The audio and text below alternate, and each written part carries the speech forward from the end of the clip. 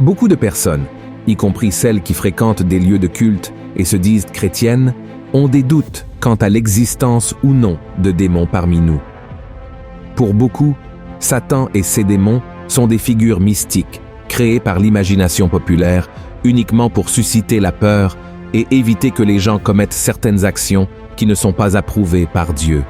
Mais ce n'est pas ce que dit la Bible. Selon les Écritures, le diable est plus réel que ce que l'on pourrait imaginer. Et c'est Pierre, l'un des disciples les plus proches de Jésus, qui nous l'assure.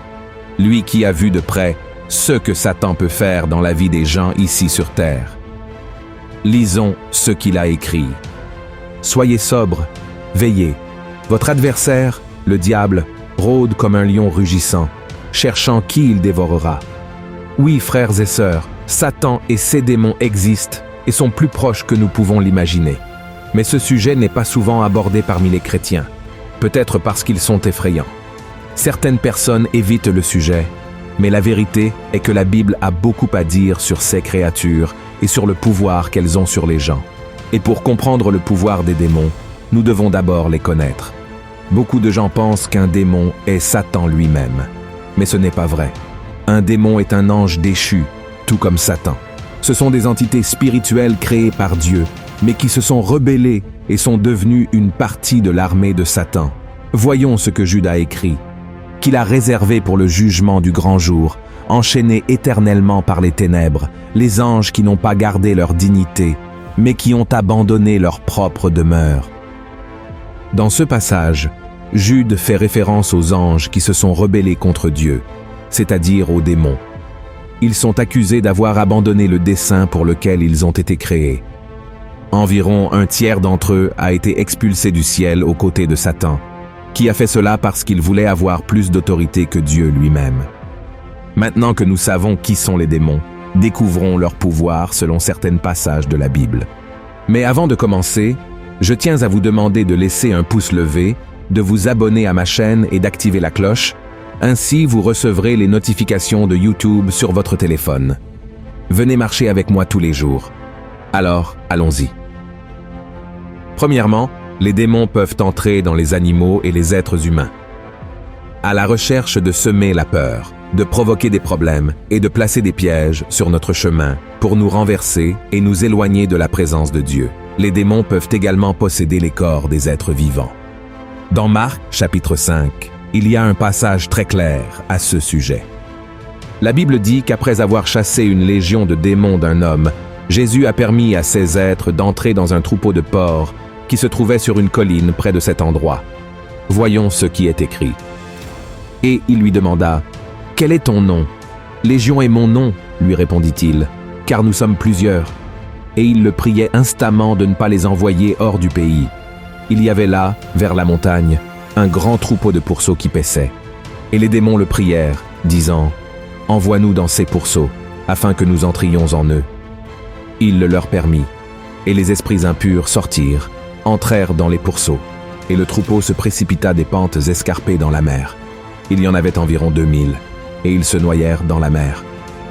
Regardez cela, frères et sœurs. Dans ce verset, vous pouvez voir que, par la permission de Dieu, les démons peuvent également entrer dans les animaux, en plus de pouvoir les contrôler. Et, en outre, les démons entrent dans les corps des personnes.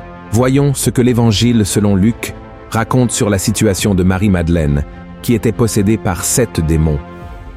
Ensuite, Jésus allait de ville en ville et de village en village, prêchant et annonçant la bonne nouvelle du royaume de Dieu.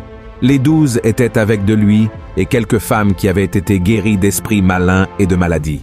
Marie, dite de Magdala, de laquelle étaient sortis 7 démons. Tout comme cela s'est produit dans ces 2 situations, l'ennemi continue d'avoir ce pouvoir. C'est pourquoi nous ne pouvons pas le sous-estimer. Au contraire, nous devons nous attacher au Seigneur, car rien n'arrive sans sa permission. Amen. Deuxièmement, les démons peuvent provoquer des maladies mentales. En réalité, peu de gens le savent, mais les démons peuvent causer, parmi tant de mauvaises choses, des maladies mentales chez les personnes. Et l'un des exemples les plus connus de ce pouvoir maléfique est également raconté dans Marc, chapitre 5, dans l'histoire de l'homme possédé de Gadara. Voyons ce qui est écrit. Aussitôt que Jésus fut hors de la barque, il vint au-devant de lui, un homme, sortant des sépulcres, et possédé d'un esprit impur. Cet homme avait sa demeure dans les sépulcres, et personne ne pouvait plus le lier, même avec une chaîne, car souvent il avait eu les fers aux pieds, et avait été lié de chaînes, mais il avait rompu les chaînes et brisé les fers, et personne n'avait la force de le dompter. Il était sans cesse, nuit et jour, dans les sépulcres et sur les montagnes, criant et se meurtrissant avec des pierres. Regardez ceci, frères et sœurs, cela montre que les démons peuvent nous faire agir d'une manière totalement différente et étrange de celle à laquelle nous sommes habitués. Et le livre de Matthieu nous montre également un autre exemple de cela. Voyons. Lorsqu'ils furent arrivés près de la foule, un homme vint se jeter à genoux devant Jésus et dit « Seigneur, aie pitié de mon fils, qui est lunatique et qui souffre cruellement. Il tombe souvent dans le feu et souvent dans l'eau. Je l'ai amené à tes disciples, et ils n'ont pas pu le guérir. Race incrédule et perverse, répondit Jésus. Jusques à quand serai-je avec vous? Jusques à quand vous supporterai-je? Amenez-le-moi ici. Jésus parla sévèrement au démon, qui sortit de lui, et l'enfant fut guéri à l'heure même. Mais frères, prêtez une grande attention à ce que je vais dire maintenant. Ce n'est pas parce que Satan et ses démons peuvent causer des troubles mentaux chez les gens que chaque personne souffrant d'un trouble psychologique est possédée. Cela n'a rien à voir. Ces personnes sont aimées par Dieu et protégées par lui. Malheureusement, certaines personnes interprètent ces passages bibliques de manière incorrecte et finissent par juger les personnes handicapées de manière très injuste. S'il vous plaît, ne faites pas cela, d'accord? Troisièmement, les démons peuvent provoquer des maladies physiques.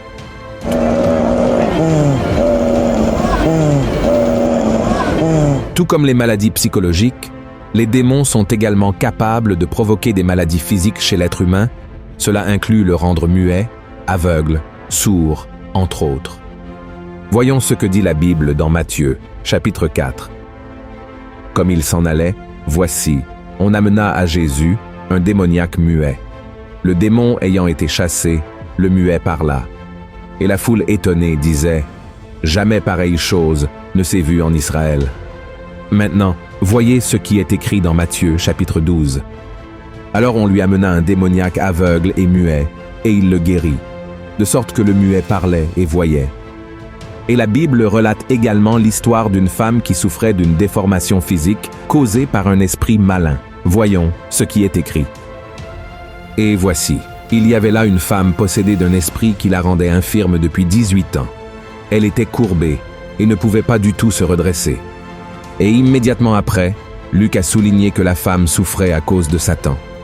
Et cette femme, qui est une fille d'Abraham, et que Satan tenait liée depuis 18 ans, ne fallait-il pas la délivrer de cette chaîne le jour du sabbat? On peut comprendre, frères, comment les démons ont le pouvoir de nous humilier en nous causant des souffrances psychologiques presque physiques. Mais tout comme dans le cas des personnes ayant des troubles mentaux, nous ne pouvons pas dire que toute déficience physique est l'œuvre de l'ennemi. D'accord, souvenez-vous-en. Quatrièmement, les démons peuvent tromper les nations. C'est un pouvoir que tout le monde ne connaît pas, mais qui est beaucoup plus courant que nous pouvons l'imaginer. C'est pourquoi, dans l'Apocalypse, chapitre 16, l'apôtre Jean rapporte ce qui suit. « Et je vis sortir de la bouche du dragon, et de la bouche de la bête, et de la bouche du faux prophète, 3 esprits impurs, semblables à des grenouilles, car ce sont des esprits de démons qui font des prodiges, et qui vont vers les rois de toute la terre, afin de les rassembler pour le combat du grand jour du Dieu Tout-Puissant. » Des nations entières peuvent être détruites par l'action des démons. Et comment cela se produit-il? À travers la corruption, les inégalités sociales, la famine, la cupidité et toutes les autres choses néfastes que l'ennemi sème dans le cœur des dirigeants de ces pays. Il est important de savoir que les démons travailleront toujours ensemble pour atteindre leurs objectifs les plus importants. C'est pourquoi il est si important que nous prions pour notre pays et le remettions entre les mains de Dieu. C'est pourquoi la parole nous dit « Heureuse la nation dont l'Éternel est le Dieu. Heureux le peuple qu'il choisit pour son héritage. L'Éternel regarde du haut des cieux. Il voit tous les fils de l'homme. Du lieu de sa demeure, il observe tous les habitants de la terre. Lui qui forme leur cœur à tous, qui est attentif à toutes leurs actions. Ce n'est pas une grande armée qui sauve le roi. Ce n'est pas une grande force qui délivre le héros. Cinquièmement, les démons peuvent contrôler les incroyants. Beaucoup de gens qui n'ont pas vraiment remis leur vie à Jésus ne se préoccupent pas de l'existence des démons, simplement parce qu'ils ne croient pas en l'existence d'un monde spirituel qui influence notre existence ici sur Terre. Cependant, la Bible nous donne l'exemple d'incroyants qui ont été affectés et même utilisés par des démons. Voyons ce qui est écrit dans Actes, chapitre 19.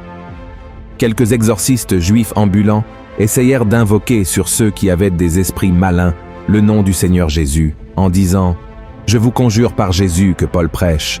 Ceux qui faisaient cela étaient 7 fils de Séva, juifs, l'un des principaux sacrificateurs.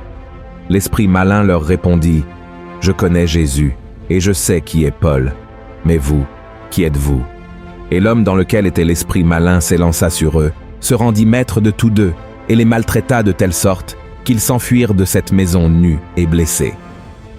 Regardez, frères et sœurs, nous devons comprendre que chaque être humain est fondamentalement bon, car il a été créé à l'image de Dieu. Mais à mesure que la personne laisse le péché entrer dans son cœur, elle s'éloigne de Dieu et devient ainsi vulnérable aux actions de l'ennemi. Le diable utilise les personnes qui ne cherchent pas le Seigneur et qui conservent des sentiments négatifs dans leur cœur, tels que la colère, la haine, la révolte, l'envie, les mensonges, les vices, entre autres péchés. Et même si nous ne croyons pas, Satan et ses démons sont derrière tout cela. C'est pourquoi nous devons prier pour ces personnes et implorer que le sang de Jésus nous protège de tous ceux qui sont sous l'emprise des démons. D'accord, je sais que c'est effrayant de penser que le mal a autant de pouvoir, mais en tant que chrétiens, frères et sœurs, nous n'avons pas besoin de nous inquiéter. Christ a tout pouvoir au ciel et sur la terre, et il peut exiger que les démons s'éloignent de nous en un instant. C'est pourquoi il est si important de suivre les enseignements de Christ, de croire en sa parole et d'être fidèles en tout, afin que nous puissions vaincre les forces spirituelles du mal qui tentent de nous nuire. Amen. Nous devons toujours être attentifs aux ruses de Satan et ne jamais sous-estimer son pouvoir, mais nous rappeler toujours qu'il n'est pas tout-puissant. Ce pouvoir appartient uniquement à Dieu. Et depuis que Jésus est venu dans le monde, le diable a tout fait pour le vaincre, le battre et l'empêcher d'accomplir la volonté de Dieu. Mais son plan a été contrecarré lorsque le Christ est mort pour nos péchés et est ressuscité. Alléluia. Alors, mes chers frères et sœurs, si nous sommes fermes avec le Christ, nous serons plus que vainqueurs. Amen. Si vous avez aimé ce message, partagez-le avec vos amis, votre famille et abonnez-vous à ma chaîne. Que Dieu vous bénisse.